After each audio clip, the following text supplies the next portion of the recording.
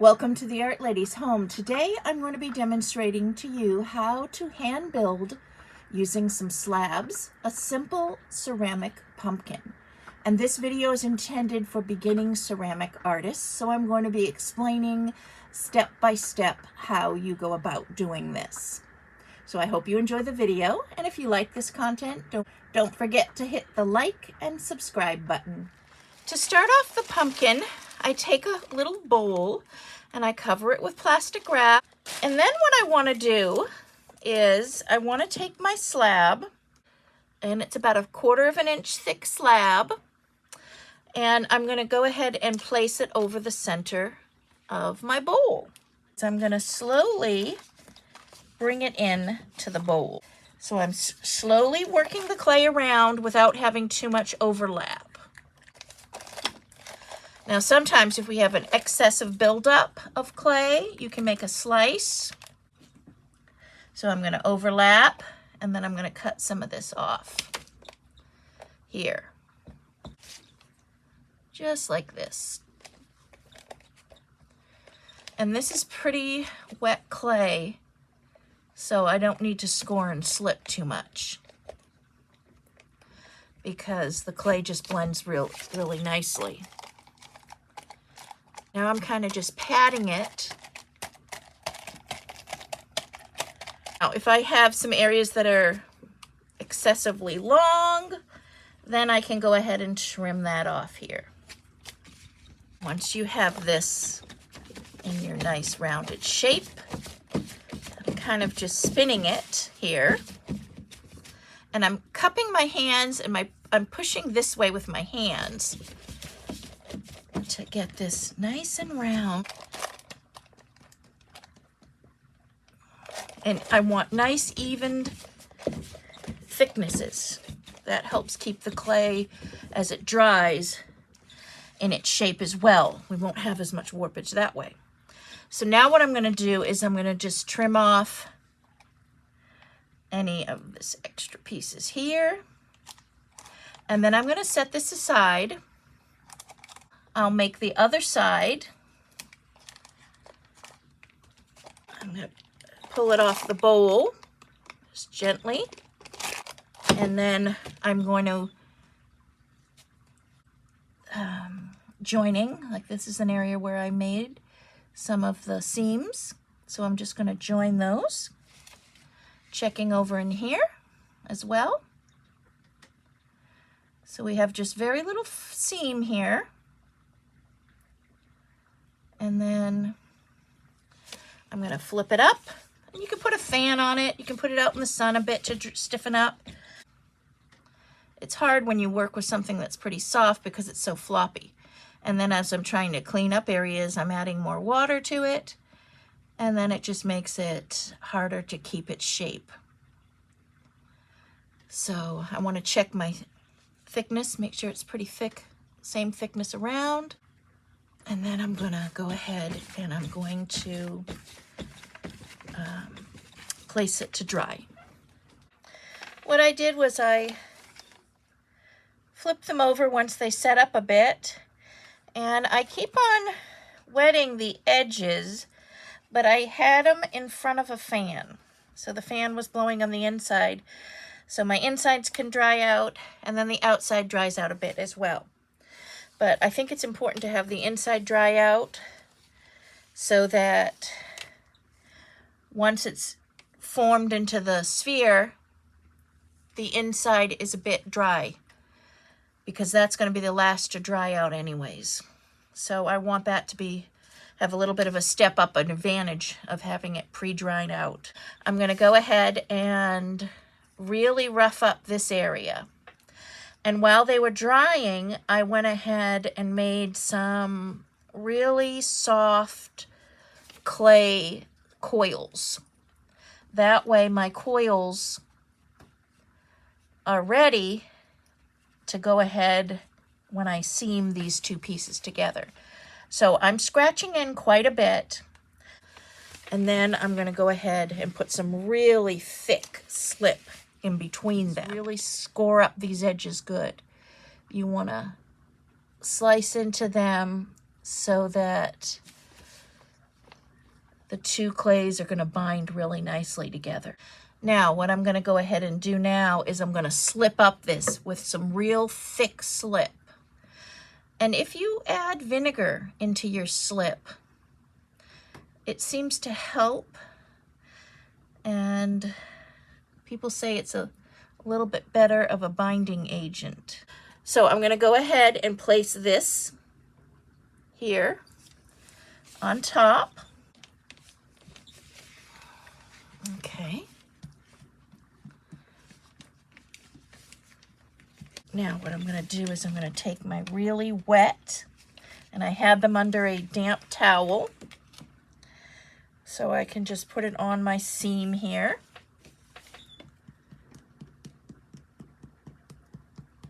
And I'm tapping them in. Now, you could have, especially for beginners, inside this, you could put some newspaper. And I should have showed you that before, but I do it in light crumbled balls so that it can help retain the shape. But I'm going to cut a hole in the bottom, so it should be okay like this. So I'm lightly tapping this seam here, and then where they overlap, I'm just pulling it off. So I'm just gently blending this in. You can see how soft that coil is. And then once I open this bottom up, I'll be able to get in and give some pressure inside. But for now, I'm just sealing it this way. This will end up being slightly oblong. So I'm tapping and cupping my hand. I'm letting just the weight of this kind of toss it back and forth. And that's just helping with these molecules and binding them together. So I'm just pushing this in lightly. And it's baby steps. You kind of do it little by little by little so that you don't smash anything in. A little bit of water here as you blend. And I don't want to overdo the water because I don't want this to be soggy. Just slowly working those shapes together. And by doing this, the weight of it is helping that seam push those molecules together. And you're kind of blending one area and into the other, going from bringing this in and then coming back. You don't want to do it all in just one direction. You want them to blend both ways. Address anything like this. Here's some cracks. You want to address this by pressing in, because I don't want those cracks to form in any of the processes of drying out. And go back and forth on any of that. This is where it's caving in a bit, so just by letting it do its own thing, like this, we're forming our sphere. I'm going to show you what it looks like when it's done. So I'm going to work on it a little bit and smooth it out. So I'm going to decide which side I want the top to be. I may make the top a little bit thinner. So I'm going to roll it here so it's more of kind of an oblong.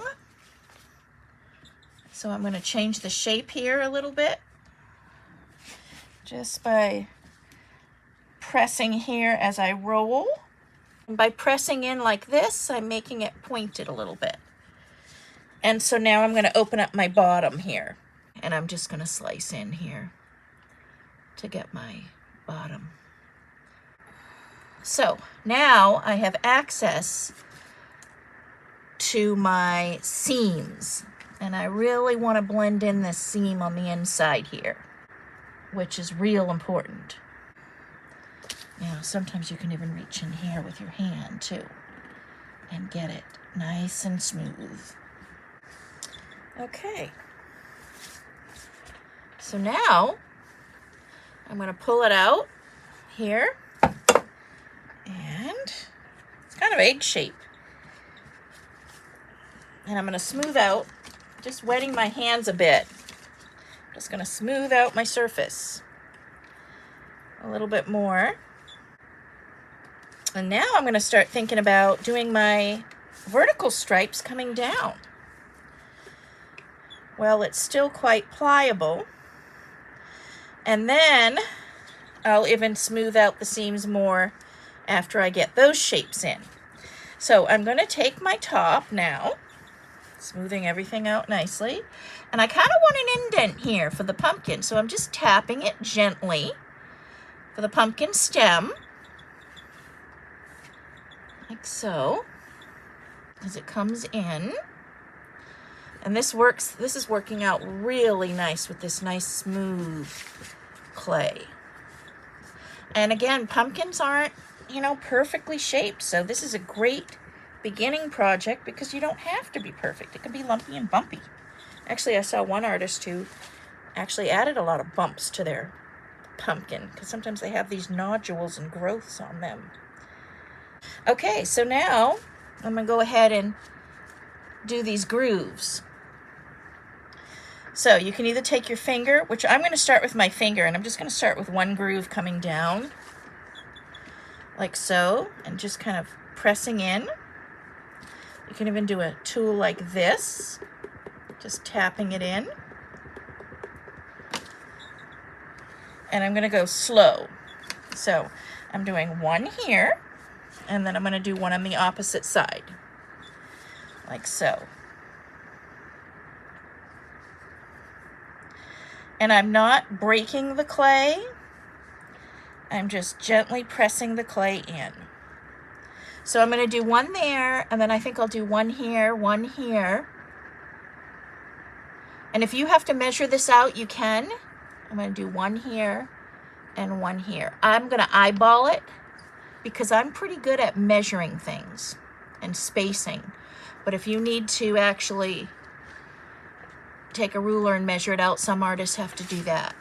But I've been teaching for 36 years and doing things like this for a long time, so I can just estimate and be pretty close to it.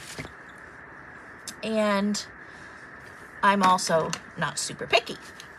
There, so I'm gonna do, I think it's 6 grooves. So that's my groove here. And this is slowly, I'm slowly getting in my groove. So I'm just adding water.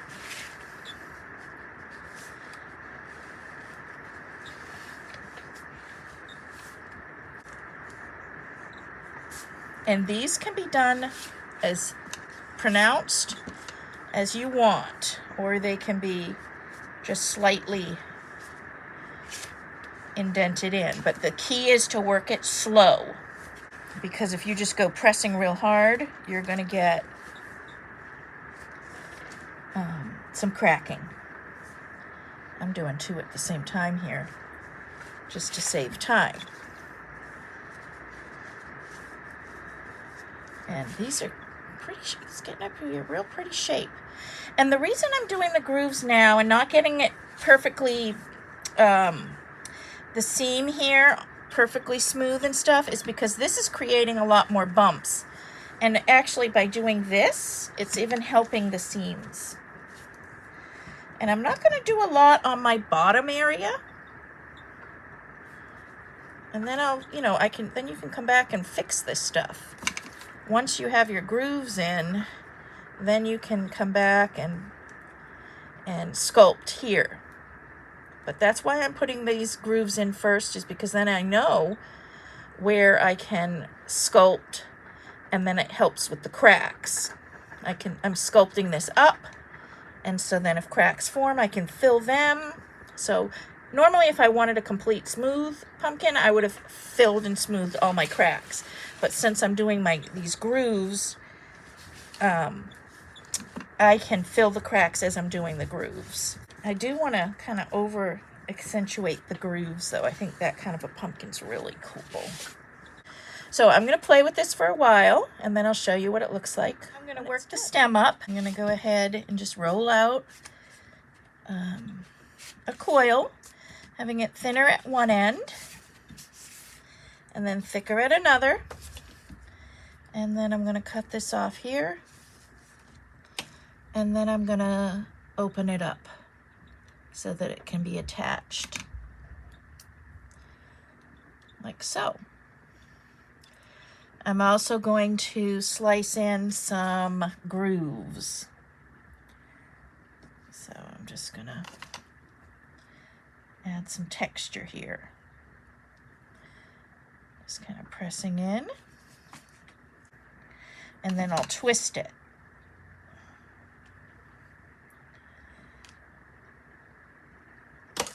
And then I can just give it a pretty twist, and then just a slight twist, and it'll be a pretty shape to go on the pumpkin.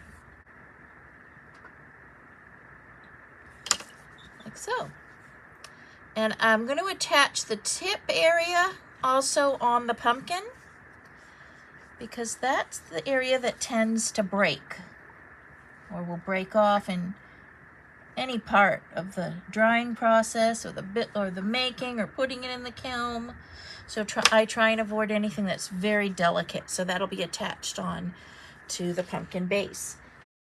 And I'll show you, I put some coils on the bottom just to raise it up a little bit off the kiln. That way this can all be glazed on a table or counter without having the whole base.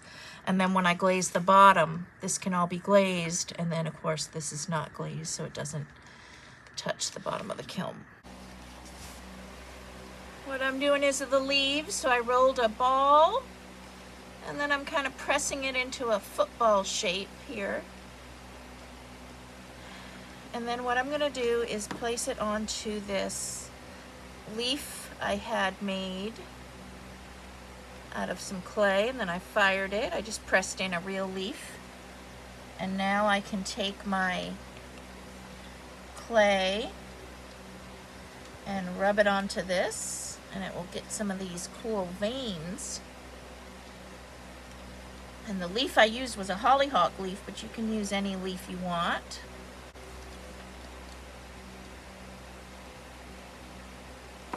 And I've got some really cool leaf textures. And you can keep it this organic shape, or you can even cut it, you know, to a proper pumpkin shape leaf. I'm just going to kind of give it a little bit more character on the edges and end with a little bit of a point here. And then I'm going to just kind of rub it in and smooth out my edges. I give it a fun little curve, maybe tip up, have something tip up, and see how I've curved this in a little bit just to make it so that it's not so flat. There, it's gonna be pretty. Now I'm going to attach the stem, and I am going to put a hole in here. I'm always cautious and hollowing it out so it dries faster. This is pretty wet, but I'm still scoring and slipping. And then definitely scoring this. This is a little bit harder because I've had this under the fan. And then I'm using my real thick slip. And then I'm going to put thick slip on this, but then I'm going to rub it out so that it's just on the edge. And then I'm going to place this, and then I'm going to score and slip this little area here where it's going to attach. And it twists up, and then it attaches again. Okay, so here's what it looks like on the side.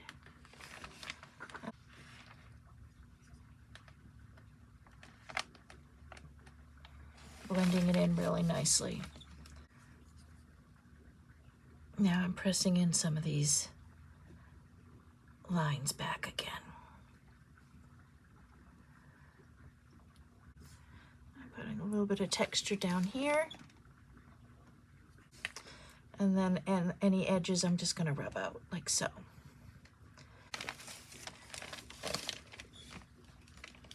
Now I'm going to go ahead, make sure that this is attached pretty good here. I'm going to put a leaf on. So I'm going to just position them. I'm going to do it like this.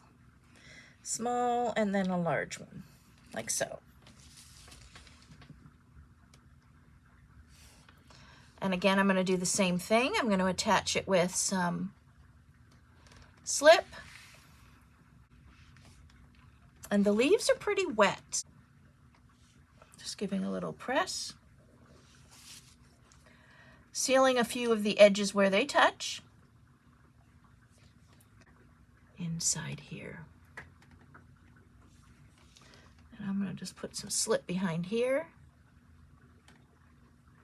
on the seam. And then what I did to the bottom, I scratched in some texture.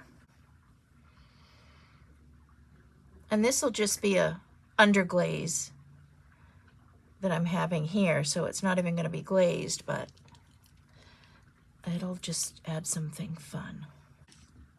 Here is the finished pumpkin. And then the bottom,